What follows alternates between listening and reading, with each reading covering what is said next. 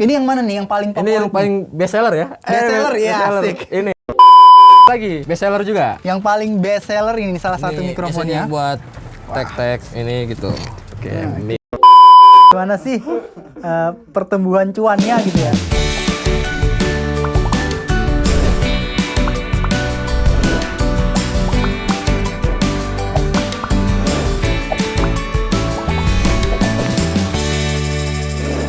Halo Getter, selamat datang di GTTV. Kali ini kita akan ada di Grebek Bisnis lagi. Ngelihat style aku hari ini ya udah kayak musisi gitu. Jadi kita bakal bincang-bincang kepada pemilik studio yaitu Gar Studio. Gimana sih kondisi studio saat mungkin pandemi? Apakah mungkin berkurang penghasilannya atau mungkin sebaliknya malah bertambah? Daripada lama-lama, kita langsung kenalin aja owner daripada Gar Studio. Mari ikutin aku.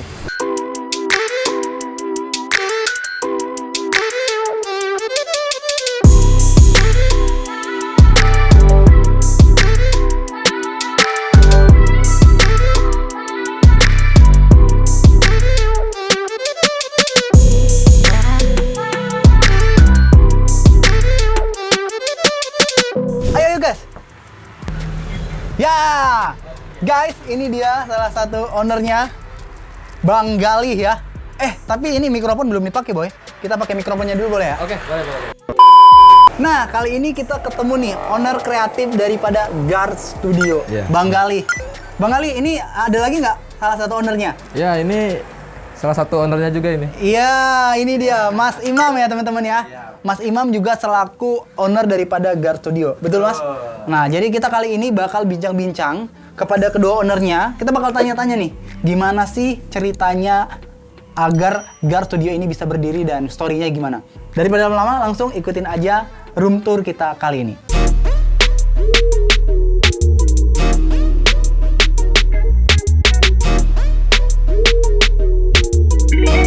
Nah, kali ini kita bakal review ataupun room tour ya barang-barang yang ada di studionya Bang Galih ataupun Mas Imam.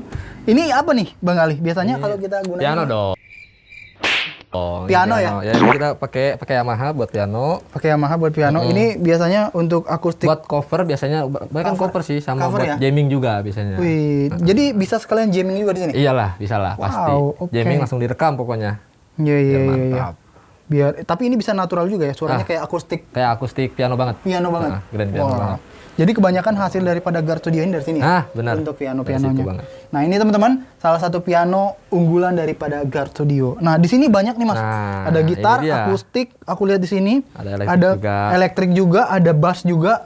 Ini yang mana nih yang paling favorit? Ini yang paling best seller ya? Best seller ya, asik. Ini. Kita pakai Fender sih. Ini Fender, wow. Stratocaster. Ini custom atau ori? Ori lah. Ori, boy. Ori tapi kita custom lagi. Iya. Wow, keren ya. Kalau yang akustik biasa pakai ini?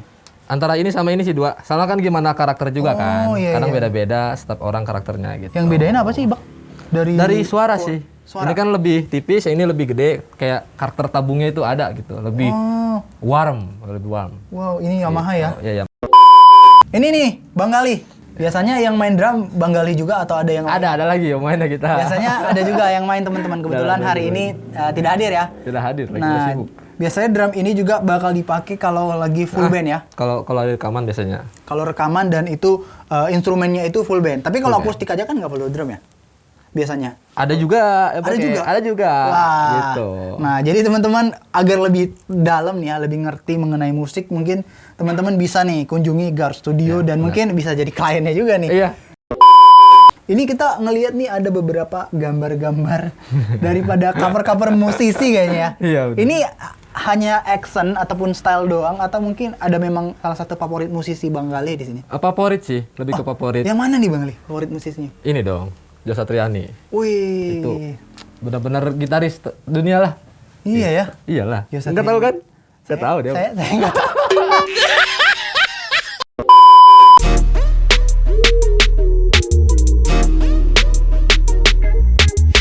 Ini biasanya mixingnya di mana nih? Ada di sebelah. Di sebelah ada lagi. Ada sebelah lagi. Nah, teman-teman, kita bakal lihat lagi nih ruang mixingnya. Kayaknya pakai alat-alat yang lebih lengkap lagi. Kita lihat dulu ya. Ayo kita ke studio satu lagi.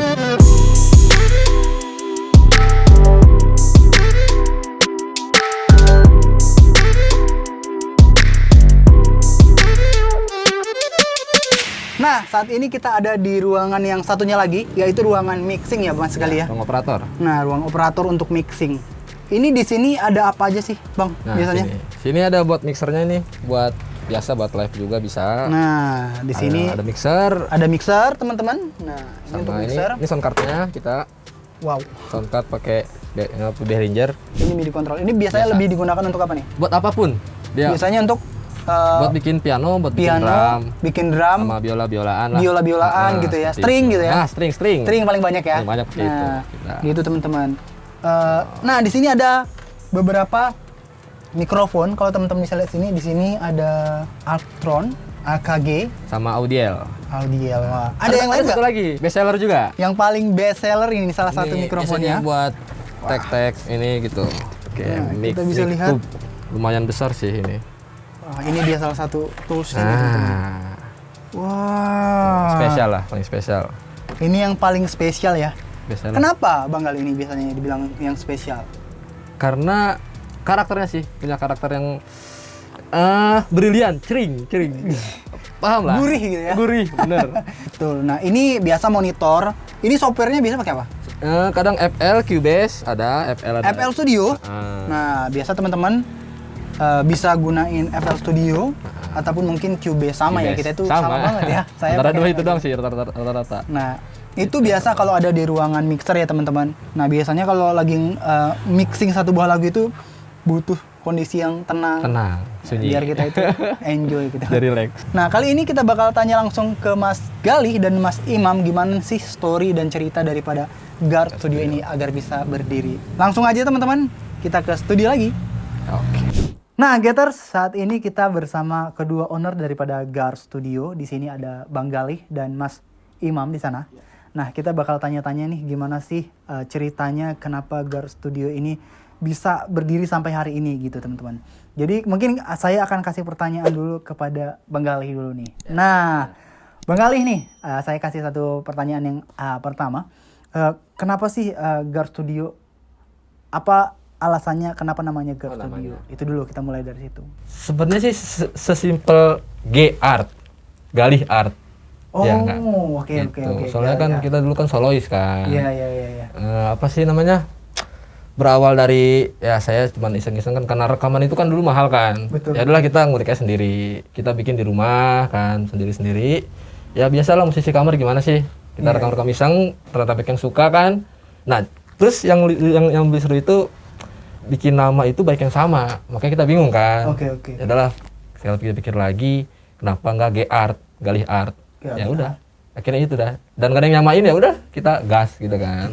Kalau Mas Galih ini background pendidikannya dulu apakah dari musik atau gimana gitu? Sebenarnya sih kita emang dulu itu ya anak tongkrongan musik aja gitu. Jadi lingkungannya musik semua dan baik juga yang ngajarin lah dari kuliah-kuliah musik juga kan gitu. Kitanya mah nggak kuliah, bisa aja gitu kan. Cuma tongkrongannya ya Tapi alhamdulillah. tongkrongannya ya. Tadi kita udah dengar dari Bang Galih ternyata background pendidikannya tidak sama sekali ya menyentuh musik. Tapi Otodidak lah. ini otodidak, tetapi lingkungannya nih yang keren ya, yang mensupport gitu. Kalau Mas Imam nih, nah kita belum banyak tahu nih ke Mas Imam. Mas Imam nih dulu background pendidikannya gimana nih Mas? Sampai bisa kepikiran, ayo nih bangun Guard Studio support gitu. Sebenarnya kalau dari musik itu emang hobi dari kecil ya. Iya. Sering rekaman di mana nyoba-nyoba. Nah, malah tadinya saya customer dari Bang Galih. Oh gitu. Tadinya saya customer sama Bang Galih gitu, nyoba di Bang Galih di rumahnya tuh. Hasilnya jauh dari tempat-tempat rekaman saya sebelumnya gitu. Benar ya. Itu dia, makanya saya nggak kepikiran ayo kerjasama yuk kita bikin studio gitu. Bang Galih, nanti biar saya yang support alat-alatnya, arrangernya biar Bang Galih aja gitu. Yang kelola semua Bang Galih gitu. Nah, itu uniknya ya teman-teman ya. Berarti kalau Mas Imam nih background pendidikannya dulu gimana? Apakah ada bidang bisnisnya juga sampai kepikiran gitu loh untuk menangkap peluang Mas Galih gitu? Sebenarnya nggak ada sama sekali dari bisnis, cuman karena memang hobi ya. Hobi musik itu aja mikirnya mudah-mudahan hobi yang menjadi hoki gitu. Nah, Iya. benar-benar. Tapi kalau ke musik ada nggak dulu? Kalau musik emang hobinya musik. Hobinya ya. musik, tapi pendidikannya nggak ya? Pendidikannya nggak sama sekali saya. Nah, itu nih teman-teman, unik ya. Jadi sama sekali kedua pendiri daripada Guard Studio ini ternyata sama sekali enggak dari latar belakang punya sekolah musik ataupun mungkin musisi mungkin mereka ya, tetapi tidak secara live mereka ini langsung menjadi musisinya, tetapi pecinta musik, hobinya musisi. Lebih gitu tepatnya ya. begitu. Nah, terlepas daripada yang udah dilakukan saat ini, Mas Imam, saya ke Mas Imam lagi. Kenapa gitu? Mungkin alasan terbesar selain daripada klien tadi, potensi apa yang dilihat daripada Mas Galih? Kalau yang saya lihat nih dia detail gitu. Detail. Jadi apa yang dipengen sama si customer tuh dia bisa cover itu semua gitu. Iya. Ini kurang ini dia bisa cover semua itu. Iya. Nah, jadi selama ini itu yang buat Mas Imam ngerasa percaya, ayo nih kita buat bareng-bareng, kita diriin bareng-bareng gitu ya. Dari nol ya. Dari nol banget. Dari nol banget. Nanti kedepannya gimana nih Mas Iman? Nah, dalam alhamdulillahnya dalam waktu dekat ini saya pengen lebih memanjakan customer gitu kan. Karena udah semakin banyak nih setahun ini.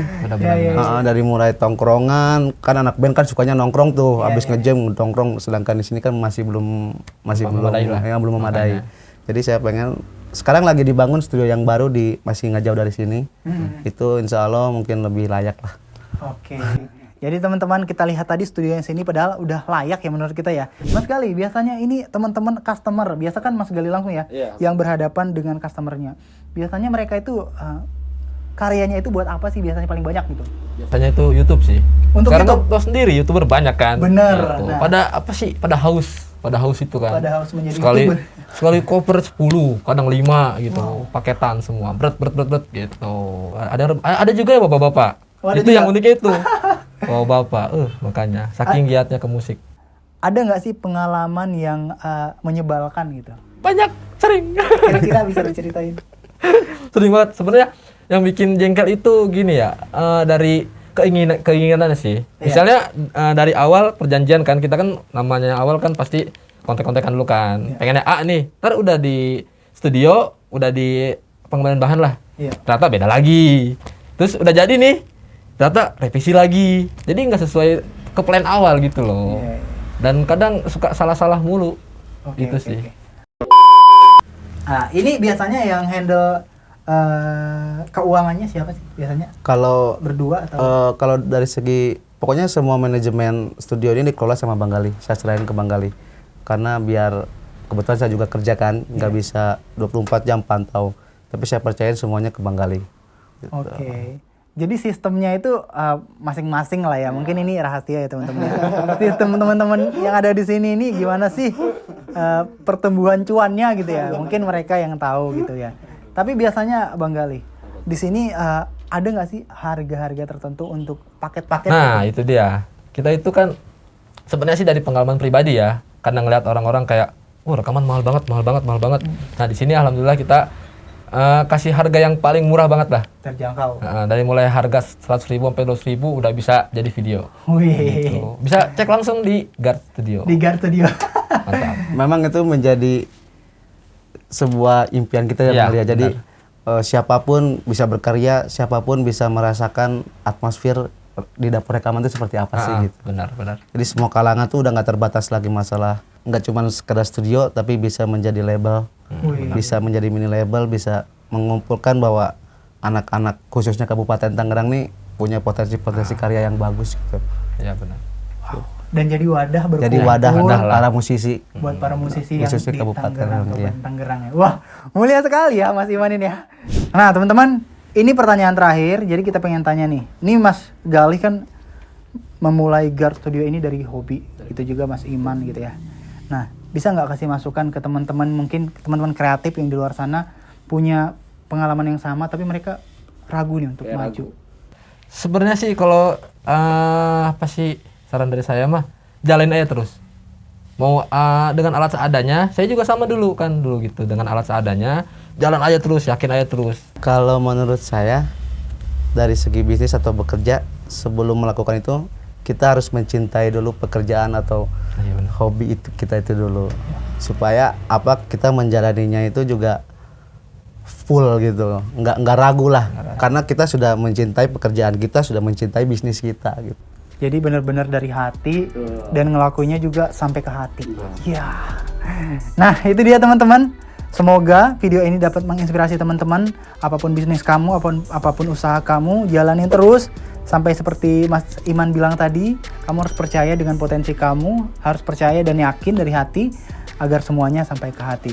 Mungkin itu aja untuk episode Grebek Bisnis kali ini. Sampai bertemu di Grebek Bisnis lainnya. Saya Tulang Tio, Mas Galih dan Mas Iman pamit undur diri. Sampai bertemu di video lainnya. Bye.